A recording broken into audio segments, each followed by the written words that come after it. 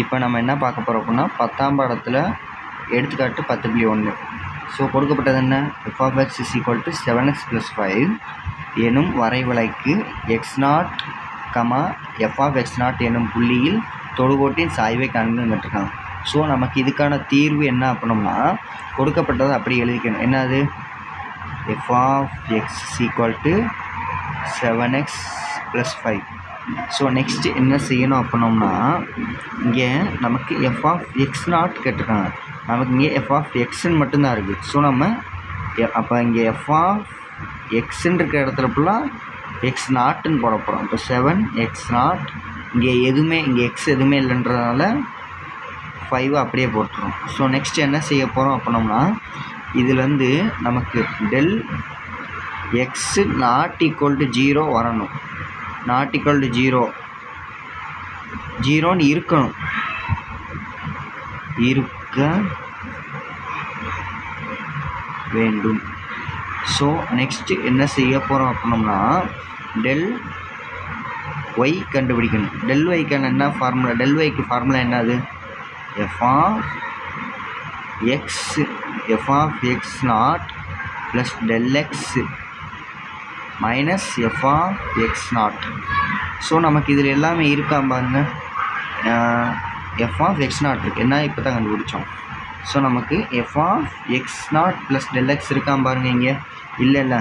So நம்ம அதை கண்டுபிடிக்கணும். அப்போ என்ன அது, இங்கே நம்ம என்ன செஞ்சோம், f(x0) வேணும். அப்போ எக்ஸ்ன்னு இருக்கிற இடத்துல ஃபுல்லாக x0 போட்டோம். அதே மாதிரி தான் இங்கேயும் செய்ய போகிறோம். அப்போ என்னது, f(x0 + del x) = அப்போ இங்கே எக்ஸுக்கு பதிலாக x0 + del xன்னு இருக்குது. ஸோ நம்ம என்ன செய்ய போகிறோம், இதில் சப்ஸ்டிட் பண்ண போகிறோம். சப்ஸ்டிட் பண்ணோம் அப்படின்னா என்ன வரும், 7 × x0 + del x, இங்கே எக்ஸ் எதுவுமே இல்லைன்றதுனால +5 அப்படியே போட்டுரும். ஸோ நெக்ஸ்ட்டு என்ன செய்ய போகிறோம், இந்த 7 வச்சு உள்ளே பெருக்க போகிறோம். ரெண்டு சைடும் பெருக்கணும் அப்படின்னா என்ன வரும், 7x0 + del x, 7 del x + 5. So நம்ம எல்லாமே கண்டுபிடிச்சிட்டோமா, f(x0 + del x). So next என்ன செய்ய போகிறோம் அப்படின்னோம்னா, இதை தூக்கி இதில் சப்ஸ்டிட் பண்ண போகிறோம். ரெண்டுமே கிடச்சிருச்சுல, அப்போது நம்ம சப்ஸ்டிட் பண்ணோம் அப்படின்னோம்னா del y கிடச்சிடும். del y = என்னது, 7x0 + 7 del x + 5 ப்ளஸ் இது +5 இந்த ப்ராக்கெட் போட்டுக்கோங்க, மைனஸ் இடையில இங்கே ஃபார்முலா மைனஸ் இருக்கிறனால இங்கே மைனஸ். ஸோ f(x0) மதிப்பு என்னது, இந்த கண்டுபிடிச்சி வச்சுருக்கோம். அப்போ ஸோ அதில் பிரதிட்டு அப்படின்னோம்னா 7x0 + 5. நெக்ஸ்ட் என்ன செய்ய போகிறோம், அந்த மைனஸ் வச்சு உள்ளே பெருக்க போகிறோம். அப்போ 7 இந்த இது அப்படியே வரும், 7x0 + 7 del x + 5 - 7x0 plus -5.